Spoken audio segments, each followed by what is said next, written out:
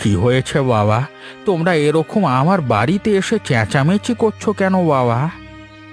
ওরে বাবা, এখন যে দেখছি বুড়ো বয়সে সতী সাজছি, হ্যাঁ? মুখ দেখে মনে হচ্ছে যেন ভাজা মাছটা উল্টে খেতে জানে না।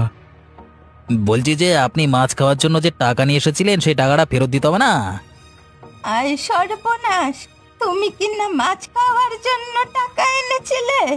আমি ঠিক ভেবেছিলাম তুমি কিছু একটা অঘটন ঘটিয়েছো, না হলে তোমার কাছে এত টাকা আসবে কি করে? শুধু মাছ খাওয়ার জন্য নয়, ঘর সারানোর নাম করে আমার থেকে অনেক টাকা ঝেড়ে এসেছে। চি চি চি চি চি চি চি, বুড়ো বয়সে চিটিংবাজি শুরু করলেন আপনি, চি! ও বাবা, তোমরা তো আমাকে বুদ্ধি দিয়ে এমনটা করালে, তুমি এখন আমাকে দোষ দিচ্ছ কেন? ওই দেখো চোরের মায়ের